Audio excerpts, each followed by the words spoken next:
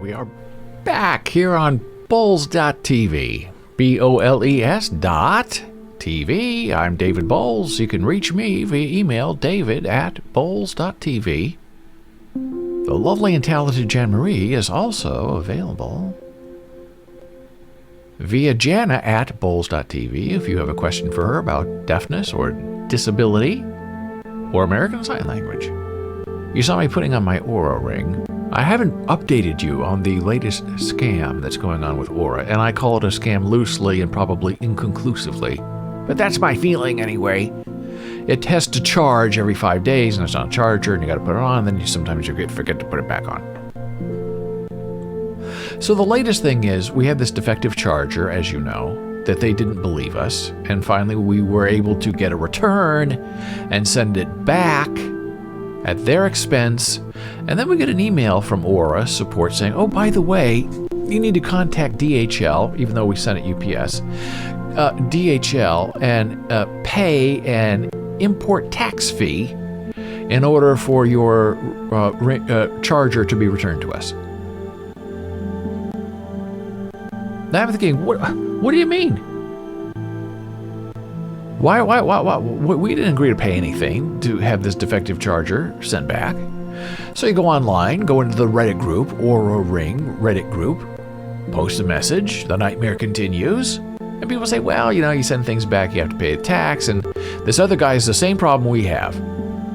And he called UPS and said, what am I supposed to do? And UPS said, well, you are the shipper of record because that's how they filled out your return form. However, they did make a big error, and that they're saying this charger is worth $20, and you are selling it to Oura.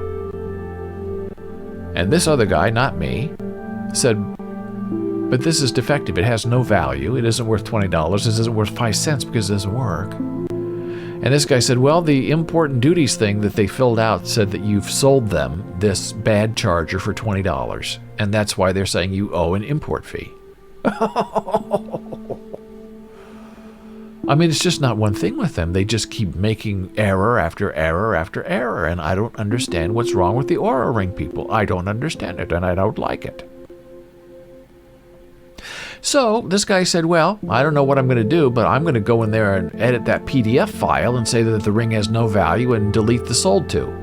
And I said, I would be careful because they pre-filled that out with UPS. It's in the system. All you did is print it out on your computer. It's in the system.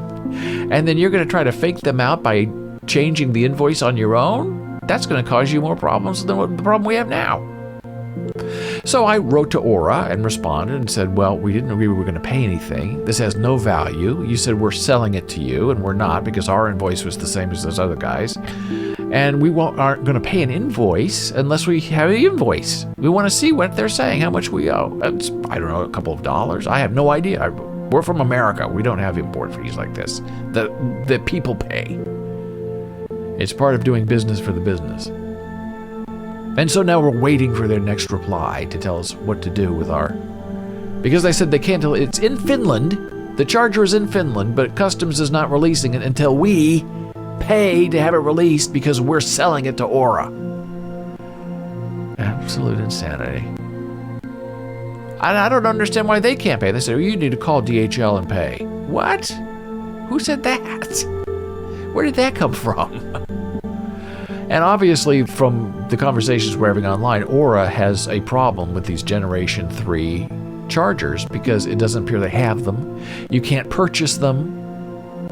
There aren't any available. And my friend online says they probably want ours back on an emergency basis so they can, you know, try to fix it and then send it off to some other ridiculous person. I don't know. It's a big mess. And not a very happy mess. So I guess that's our final scam of the day, is dealing with Oura support and them not wanting to leave you alone. And what's very interesting is people try to get help from Oura support, and they say we are understaffed. It's going to be 7 to 10 days before we can even reply to you. If we have to send you something, it's going to take 2 to 3 weeks. However, when they're trying to get something out of you, like this ring this charging ring thing, this defective, they will email you every 2 days. Say, have you sent it back? Have you sent it back? Have you sent it back? Have you sent it back? Is it back? 2 days? And you say, look, we're on vacation. We're not available for the next 2 weeks because we're on holiday. Can you send it back? Every 2 days, can you send it back? Is it back? It hasn't been sent back yet.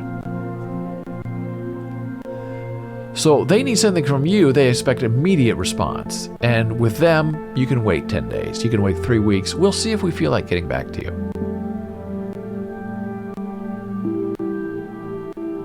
Now here's a very interesting and lovely story based on language and how language is preserved and not corrupted. In the Cherokee Nation, they are trying to preserve as best they can the Cherokee language. And they have the resources to do it now because a lot of Indian reservations have casinos. So they're using this casino money that they have a lot of, and they're using it to try to compress and restore and save their language. But people are dying, and the young kids don't seem to be as interested in the language as the older people. According to the United Nations, the years 2022-2032 will be a decade of action for indigenous languages via the Global Plan, which focuses on indigenous languages user human rights. This includes indigenous people's rights to freedom of expression, to an education in their mother tongue, and to participation in public life using their languages as prerequisites for the survival of indigenous languages. There's 573 tribal sovereigns out there, federally recognized tribes, each one with their distinct language, a fluent Cherokee speaker said, and former principal chief. Some of them are on the verge of not having many speakers left in the tribe.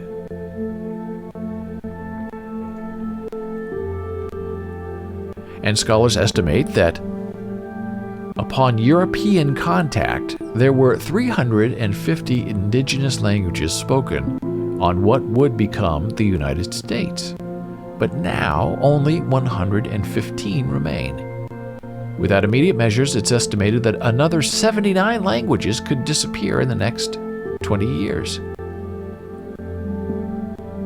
It's really quite interesting to hear everybody's story, where they are with their language, and what it is they're doing, says Joe Bird, the Cherokee Nation's Special Envoy for International Affairs and Language Preservation. But it seems like now we've gotten away from just talking about our corporate world, how we're doing in our casinos. Now we're going, hey, wait a minute. God gave us this culture. God gave us our language. We have a responsibility to make sure that our children and grandchildren have that. It seems like each tribe, Cherokee Nation tribe, has something to offer. And it's not necessarily who's the biggest tribe, but who is the most innovative tribe.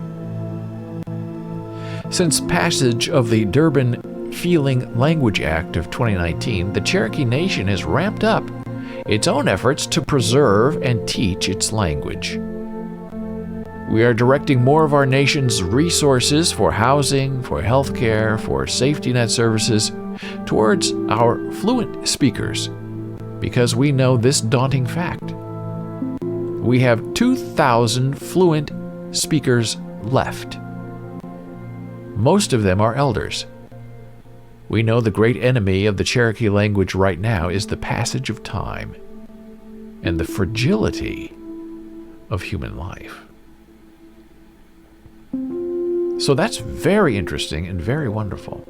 And a lot of Native American Indian languages have already disappeared. I have a dictionary that I bought 40 years ago with, I believe, the Lakota Sioux dictionary. And it was both American and Lakota Sioux. And it was published by a very small publisher. It's a big, thick book. I have it somewhere. And it was just wonderful and alarming that this process was preserved for future generations, but also diminishing that people aren't speaking the language anymore. And that is, tangentially, another issue that's big in the deaf community with American Sign Language. You have deaf infants being implanted with cochlear implants by the medical community, and they are being raised to learn English and not American Sign Language. Now, many of those children do often return to the deaf community because that's where they feel they fit. That's what they were born into. That's where they belong. Some of them begin to learn American Sign Language. And that's how the language propagates, but that's also how the culture diminishes. And so in many major universities, you have American Sign Language programs that students take to meet their foreign language requirement. And they're learning these languages, the language of the deaf, of visual language. And the greater purpose we have to ask is, in the end, why? Are you planning to be an interpreter? Do you have deaf friends? Are you learning it just because it's neat, which a lot of them will admit to? Learning it just because you need a foreign language requirement? And there isn't a requirement that you learn or employ your Spanish or your Italian or your German in your everyday life, but with the deaf, some they think and fear that ASL will one day become a dying language. As deaf people are healed and cured, whatever, by the medical community. So you have these young kids learning, some learning well, some learning not so well, about American Sign Language and deaf culture. And where are they using the language? A majority of them are not in the deaf community. A majority of them are not in speech or audio control or speech deficits or speech therapy. They're just learning it to learn it for fun. And it's not being employed, it's not being preserved with an intention of making it a living language. It's being saved momentarily by the convenience of the university system. And that's why here on Boles.tv, we have Jana Marie giving lessons on Fridays, formal, hardcore ASL lessons. And then on Saturday and Sunday, talking about disability and deaf rights and deaf issues in an effort to propagate the culture and share the learning and spread the understanding of what it means to have a culture that is defined by its language. So that's part of what we're trying to do here, is doing our share to help make ASL more than just a curiosity, but make it more an invitational language to people with other disabilities. And we've written a book on bolesbooks.com. You can go look at it. American Sign Language for people with other disabilities. The blind, the deafblind, CP, muscular dystrophy, autism, it's all there. And speaking of language, oh boy, this is the most fascinating thing that just goes hand in hand. The Cherokee Nation wants to preserve their language. The deaf culture Americans want to preserve their language. And now we have fluency with animals and language. And you remember Coco, right? Coco, the gorilla who knew sign language. At least that was the big story in the media. And, you know, the deaf community are kind of like, oh, okay. I mean, everyone's getting all excited about this the gorilla or ape or whatever who knows sign language. Like, come on. That's not a person. It's not a culture. It's not a language. It's a curiosity. And here's an interesting article that questions Coco. Whether Coco used her 1,000 signs intelligently is difficult to say.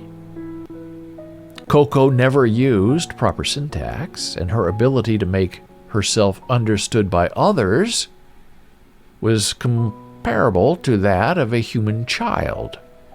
At the same time, several video recordings show Coco in conversation with her caretakers, demonstrating familiarity with abstract concepts like the difference between real and fake, or the death of her pet kitten, which she had named All Ball.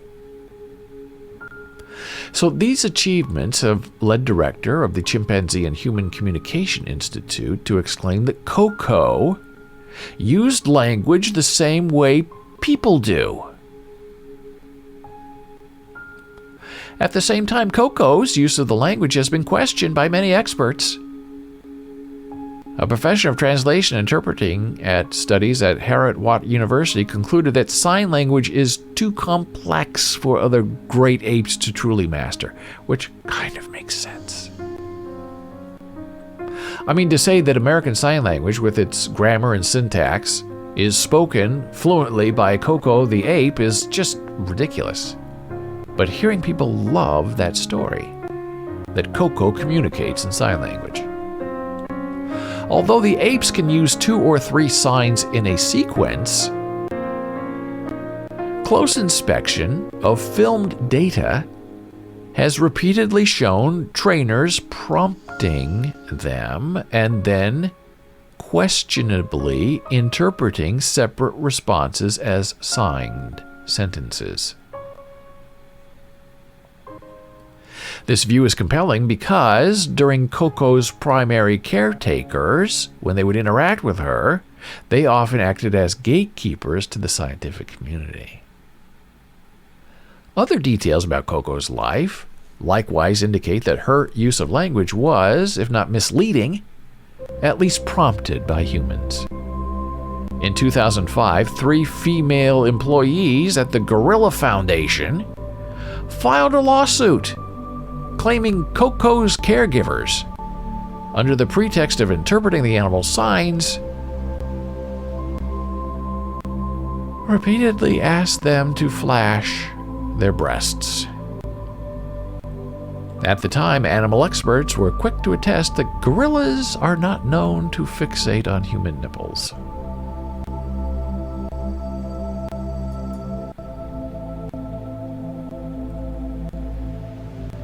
So the ambiguity surrounding Coco does not prove animals are incapable of acquiring language. Instead, Coco's story serves as a reminder that we should be careful about how we define language when we work with animals. Time and again, people studying animal behavior make the mistake of projecting themselves onto their subjects, using standards that, although they might seem universal to us, are in fact distinctly human. We define language simply as a medium through which to share information. Then there are countless creatures that have demonstrated some level of language proficiency. In 2013, researchers showed that individual dolphins have signature whistles that are unique to them and function much like names do for us. Similarly, humpback whales and blue whales perform mating songs to attract females.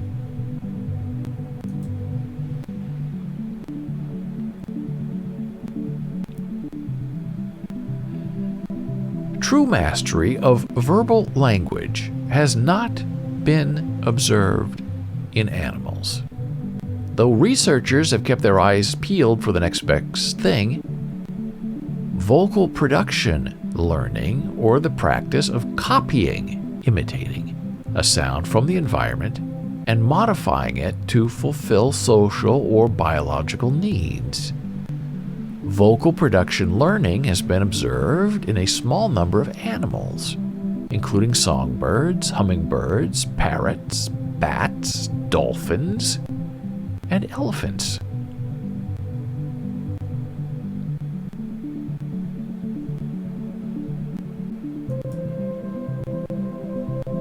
So we know that Coco and her language proficiency is maybe there, maybe not, probably not. And then there is a new additional study that is very interesting that talks about how dogs can maybe determine the distinction between spoken human language and a different kind of spoken human language, the differences between English and Spanish. And here's that story. Kun and 17 other dogs were trained to lay motionless in a brain scanner, where we played them speech excerpts of The Little Prince in Spanish and Hungarian. All dogs had heard only one of the two languages from their owners, so this way we could compare a highly familiar language to a completely unfamiliar one. We also played dogs scrambled versions of these excerpts, which sound completely unnatural, to test whether they detect the difference between speech and non-speech at all. Now, I know we don't like locking dogs into things and messing with their hearing, but there are a lot of people who will say, my dog understands me. My dog speaks my language. My dog speaks English back to me. You look on Instagram, and you look for those crazy Alaskan wolfhounds or whatever who howl all day and all night, and people open caption, my dog saying, I love you, no, I'm hungry. Human projection onto an animal. These language-specific activity patterns were found in another brain region in these dogs, the secondary auditory cortex. Interestingly, the older the dog was, the better their brain distinguished between the familiar and the unfamiliar language. Each language is characterized by a variety of auditory regularities. Our findings suggest that during their lives with humans, dogs pick up on the auditory regularities of the language they're exposed to. The study showed for the first time that a non-human brain can distinguish between two different languages. It's exciting because it reveals that the capacity to learn about the regularities of a language is not uniquely human.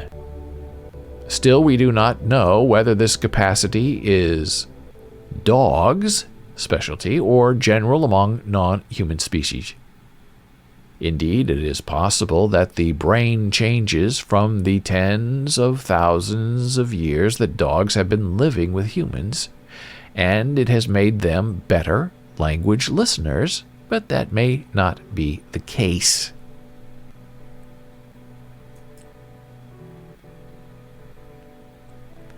So our dogs may be listening to us and maybe understanding us, but maybe not, we're not sure, but they can distinguish between different spoken languages, which is very interesting. And finally, we wrap up with this story about extracting animal DNA from the air, which is very, very wildly interesting. And this study, they were trying to figure out in a jungle, by putting out these air sniffers, who was in the area and what they were doing there. And then they would catch these smells in a filter, take them back to the laboratory, and try to figure out who was in the area. And they also had video cameras. They said the video cameras don't work because the animals don't know what it is. They come and go. They jump in and out of the frame. We can't see them. It's dark. The cameras are not high quality. DNA doesn't lie. Well, it turns out it didn't work. They went back to the lab and they looked at these air samples and they did not work. So then they decided, okay, this doesn't work in the jungle, but what if we had a more enclosed place where we could test this theory of DNA in animals that's in the air, so that eventually we can figure it out and put it in a jungle and we can know exactly who's living there together, which is an interesting idea. So they decided to go into zoos, because there are a lot of animals in a very enclosed, definite space where they can put their sensors. So they have this fan that draws in air from the zoo and its surroundings, which could contain genetic material from any number of sources like breath, saliva, fur, feces. Although the researchers have not determined the exact source, it could be anything that can become airborne and is small enough to continue floating in the air. After air filtration, we extracted DNA from the filter and used PCR amplification to make a lot of copies of the animal DNA. After DNA sequencing, we processed the millions of sequences and ultimately compared them to a DNA reference database to identify the animal species. There's a leap of faith component to some of this because when you deal with regular tissue or even aquatic DNA samples, you can measure how much DNA you have. But with these samples we're dealing with, forensically tiny amounts of DNA, it's harder. In many cases, when we only sample for a few minutes, we can't measure the DNA. So we have to jump to the next stage of PCR where we find out whether there's any in it or not. When we sample for hours and hours, we get more, but there is a trade-off. In each study, the researchers detected animals inside the zoo and wildlife from nearby. The team detected DNA from 25 species of mammals and birds, and even DNA belonging to the Eurasian hedgehog, which is endangered in the UK. The team at the University of Copenhagen detected 49 non-human vertebrate species, including mammal, bird, reptile, amphibian, and fish. These included zoo animals like the okapi and armadillo, and even the guppy in a pond in a tropical house. Locally occurring animals like squirrels and pest animals like the brown rat and house mouse. Further, they detected fish species used for feed for other animals in the zoo. Both teams took their extensive measures that their check samples were not contaminated, including DNA already in the labs. And there you have it. If you're an animal in a zoo, we can track you down and find out who you are and run your DNA against the database and we'll find you. If you're human and you have a voice sample, well, we can take that and then we can add emotion to your artificial text-to-speech and make you say things that you don't even know you're thinking.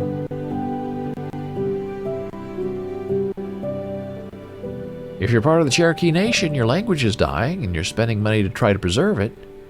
And you might preserve the language, but without people speaking the language dies from non-use. And that's why American Sign Language in America so far is not yet dead. But it could be in 50 years or so if we're not careful.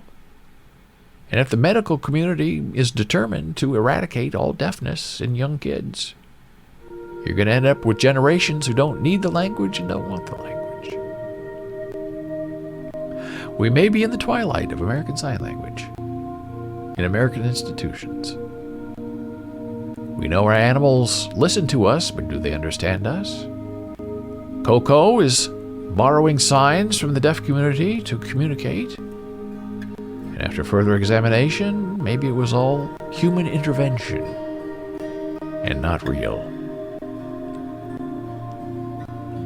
We learned about street scams today, and the biggest scam that I think is coming is a terrifying one.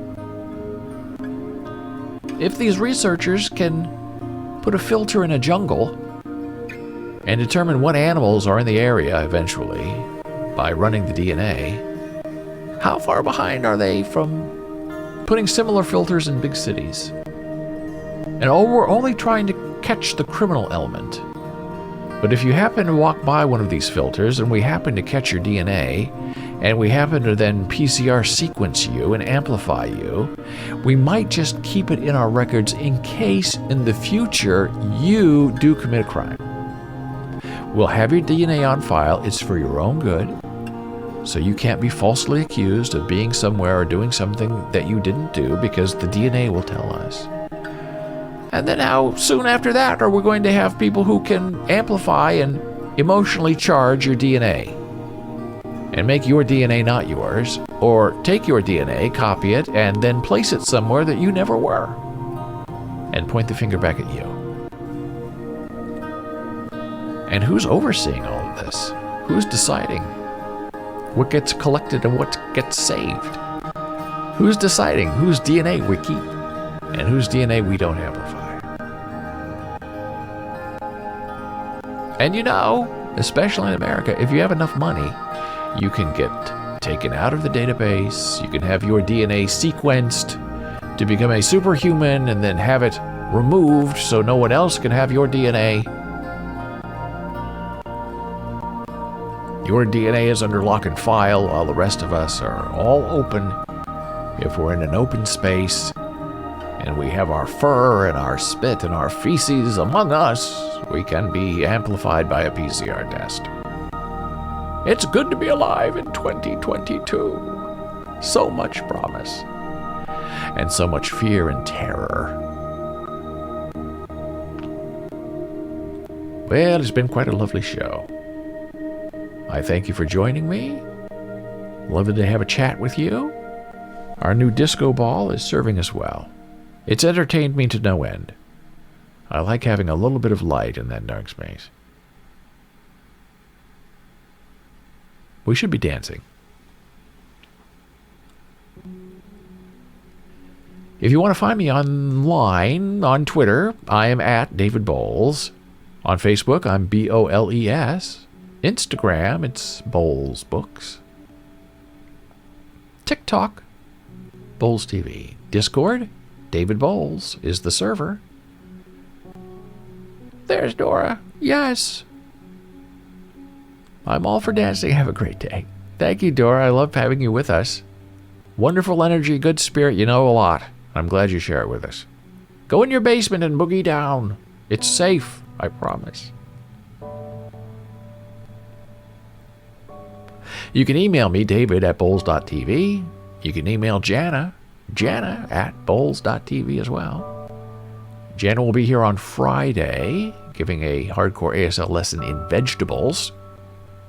And on Saturday and Sunday, she's going to talk about disability and accessibility and American Sign Language and deaf rights and other important issues that are clinging to us today.